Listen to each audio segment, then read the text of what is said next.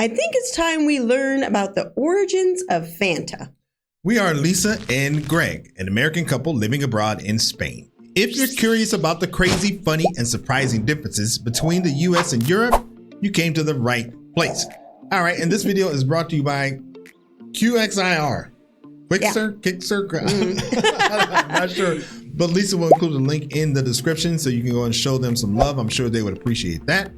Yeah, this came up because we've done a couple short compilations, and Fanta has been, they talked about Fanta. One of the jokes. Oh yeah, one of the jokes was something about Germany, Nazis, and, that's what the words they were using. Right. And, as long as you don't come up with any Nazi jokes or whatever, something like that. Something like that. And we were like, what does that mean? Yeah.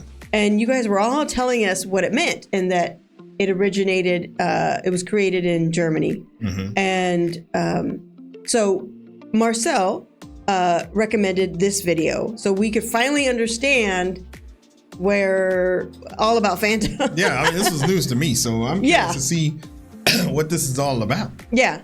All right, so before we get going here, we are on our way to 20,000 subscribers. So you can go ahead, if you don't mind, you can subscribe to the channel and like the video. That way you can become a part of the family. All right. Okay. Here we go. All right. Let's figure this out.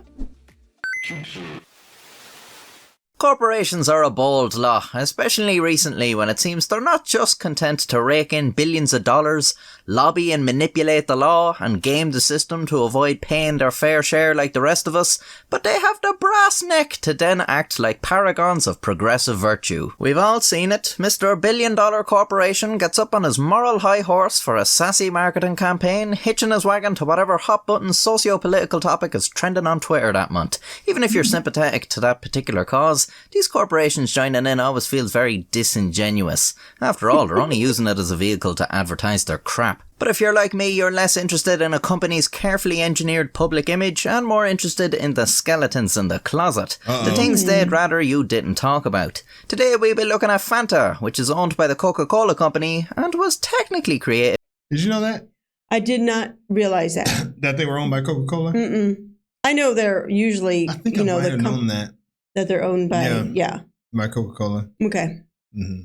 By them, but under circumstances they'd probably prefer you didn't know. Coca-Cola was created in America in 1886. By the next decade, they were a staple American brand. By the 1920s, they were setting up operations in Europe, slowly expanding the company into the global empire we know today. In 1933, the German branch of the company came under the leadership of a man named Max Keitt. The very same year, another German man would also come to power, although I forget who that was. Let me look it up. Oh, wow. Ah, yes. His name was Adolf Hitler. As the leader of the Nazi Party, Hitler was appointed Chancellor of Germany in 1933. While Max Keitt was not a member of the Nazi Party, he didn't seem to have a problem with them either, as he attempted to integrate Coca-Cola into the German identity in the same way as had been done in America to great success. Keitt found himself collaborating with the Nazi government to promote Coke. The company sponsored the 1936 Berlin Olympics, with the Coca-Cola logo flying happily alongside the swastika. At the celebration of Coke's 10th anniversary in Germany, Keitt organised a mass Sieg Heil in honour of Hitler's 50th birthday. As Hitler began... Oh my gosh. Coca-Cola? Yeah. Like they're kind of like a sponsor. That's crazy. Ooh. Okay. Keitt organised a mass Sieg Heil in honour of Hitler's 50th birthday. As Hitler began wrapping up for war, Germany started to come down on foreign businesses, some being outright seized by the government. Keit's Coca-Cola was safe from this. After all, it was an American company, and Germany wasn't at war with America. Yet. So what did Coca-Cola HQ back in America make of all this Nazi stuff? What was their stance on Germany's invasions? Well, no stance really. Export of the secret Coke syrup formula continued as usual, although the war made it hard to obtain the key ingredients in Germany, halting production. And by 1941 the US would enter the war, and their trade embargoes forbade Coca-Cola from exporting their syrup to the enemy. This left Max Keitt in a bit of a predicament. He was the head of Germany's Coca-Cola, and he couldn't make Coca-Cola. That's like running a McDonald's with no access to cow rectums. How the fuck are you going to make the burgers? Keitt wasn't going to give up on the company, so... access to cow rectums. How the fuck are you going to make the burgers? Kite wasn't going to give up on the company so easily though. If he couldn't make American Coke, he'd just have to make Nazi Coke. Making a whole new formula was going to be difficult with wartime rationing though. The best Kite could get his hands on was the scraps left by the food industry. Essentially, waste. Things like leftover fruit pulp from cider pressing, and whey, the liquid remains of cheese curdling. This new beverage was made from the leftovers of the leftovers, but it was the best they could do given the circumstances. It certainly wasn't Coke though, so they'd have to come up with a new name for this drink. After some time unsuccessfully brainstorming with his team, Kite implored them to use their imagination, or in German, ihre Fantasie, prompting a salesman to utter Fanta. With that, the drink had its name. So What the hell? Another word for imagination? Yeah. But, I mean, obviously they don't make it with everything crazy like that, but it came from scraps. Yeah. I had heard it came from, not scraps. I forgot what they had said. But it was unusual items. But this is like for real unusual. Yeah. And like, okay. Yeah. Okay. Prompting a salesman to utter Fanta. With that, the drink had its name. The other suggestions must have been fucking shocking if that was the best one. But I suppose that's what happens when you ask the Germans to use their imagination. Nothing good will come of it. Fanta became a big success in Germany. It basically became Germany's soft drink, as there were few alternatives. Kite was allowed some leniency when it came to the sugar rationing at the time, meaning Fanta was one of the sweetest things on the market. As such, Germans would buy Fanta not just to drink, but to add to the cooking as well. Christ almighty, I'd say that was rank. But Kite's favour within the Third Reich didn't end at rationing exemptions. He was appointed to the government's Office of Enemy Property, which meant he gained control of the Coca-Cola plants in the countries Germany was taking over as well. Fanta thus spread across Europe. They had joy, they had fun, they had seasons in the sun, but the Nazis' time in the sun wouldn't last forever, and with their defeat at the end of the war, Max Kite was once again in a predicament. He had basically been running a completely separate company to America's Coca-Cola, so was this just his company now, or would the Americans take it all over and kick his ass out? Well, like most successful businessmen, Kite was happy enough to jump on board with whatever the prevailing ideology was at the time, whether it be the Third Reich or the Allies who had just defeated his country. Max Kite handed over all the money made during the war to the American Coca-Cola, and his European branches were reunited with the parent company. Coca-Cola was very grateful to Kite for keeping the company afloat in times of crisis, and they rewarded him for his efforts by giving him command of Coca-Cola Europe. With Coke back on the market, Fanta disappeared. It was only in 1955 that Coca-Cola reintroduced Fanta with a new orange-flavoured recipe. Oh. So I guess the American Coca-Cola reintroduced it. I wonder. Yeah, that's what it sounds like. Under the control of America. So wait, the America introduced it in America?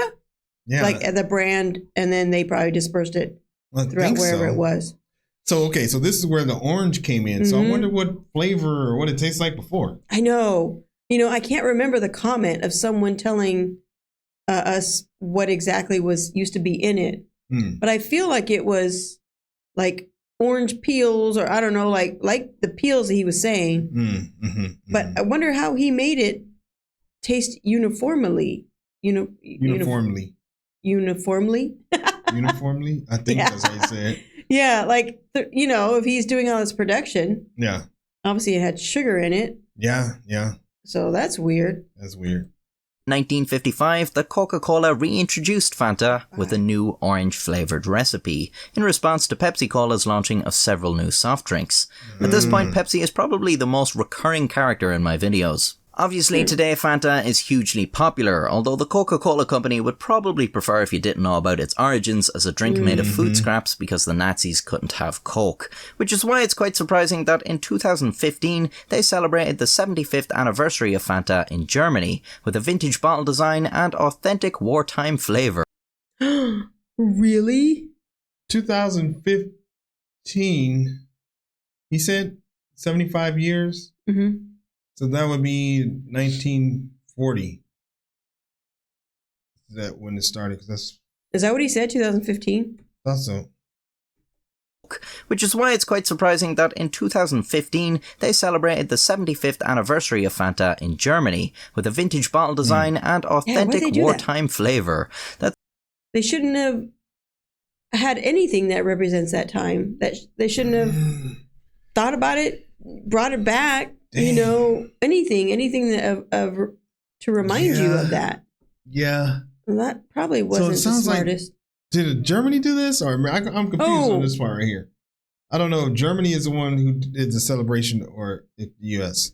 Well, I think in Germany, probably pushed by or controlled by having to do with the U.S. No, I'm saying this celebration. Who did? Oh, I think the Germans, but let me see. Okay. Fanta in Germany with a vintage bottle design and authentic wartime flavour. That seems like a bit of a misstep. I can't imagine Volkswagen doing a re-release of the fucking Kubelwagen. Forget I said that. You might be saying, come on, Kookser, they shouldn't have to hide the circumstances of the drink's creation. They didn't do anything wrong. And that's fair enough. But, well, to advertise the vintage Fanta, Coke said they were bringing back the feeling of the good old times. Ooh. The good... That's like, make America great again, and all this again crap. Damn. Where you're talking about good old days. I liked fantasy. I might not be able to drink it anymore. Mess with my German friends. Let's see. And Coke said they were bringing back the feeling of the good old times. Oh, the good old times. Because when I think of the good old times, this is what I think of.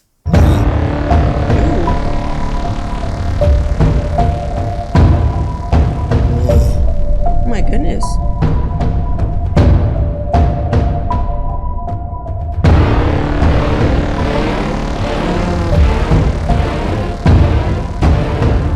As you can imagine, there was some backlash against this. And I mean, not cool in a good way, but powerful. Yeah. It was like he did a good job making that powerful. Right. As you can imagine, there was some backlash against this, and Coke replaced the ad and apologized. Good. Mm-hmm. As you can imagine, there was some backlash against this, and Coke replaced the ad and apologized, with the representatives saying the 75-year-old brand had no association with Hitler or the Nazi Party. I mean, it's not like Hitler himself ordered the creation of the drink, but to say there was no association with the Nazis... Mm-hmm.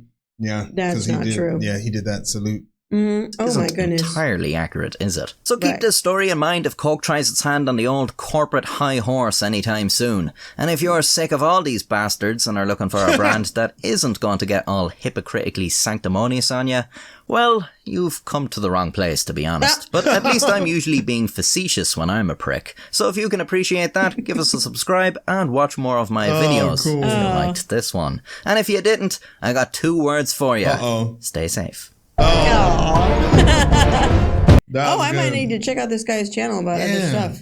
That was super interesting. I did not know that. Damn. Yeah, I mean, there's really nothing to say except I don't know about Fanta. I mean, in Germany, do you guys That's a good question. fine with drinking it, or do you have any ill feelings? That's a good question. I wonder what they think. Since they know the history. Most of them do. I don't know. Well, a lot of people in the comments, they all knew the history. Yeah, they all knew. So, all right. Well, let's take a look here and see what the comments look like here. Maybe you said that wrong. What'd I say? What'd I do? You gotta take a look with the people. Sorry. All right. Let's take a look and see what the people got to say. Okay. Is that better? Yeah. Okay. Even I know your lines. I know. What the heck? All right. Let's see here. The sad part is Coca-Cola and pretty much any corporation, for that matter, would absolutely do this again if it was financially beneficial to them. Yeah. I mean, that's what he was saying too. I mean, it's just about money. I don't give a crap. That's true. I can't think of any old times that were good. Life sucked total ass until pretty recently. It still kind of sucks total ass right now. This guy he's not having a good day. All right. Let me see. Why is it that when I drink alcohol, I'm called an alcoholic, but when I drink Fanta, no one calls me fantastic? That was pretty funny. All right. Okay. That was super interesting. Yeah, that was. I'm glad. We're just learning so much. We are learning a lot. And if you have anything else this interesting, different, feel free to include it in the comments. we do have a recommendation document that we've created that you can do that as well. And that link is in the description. So yeah, and we learn from your guys' comments too. That's true. And yeah, your guys' comments lead to like, what does that mean? You know? Yeah, that's true. Leads to videos. Yeah, leads to videos.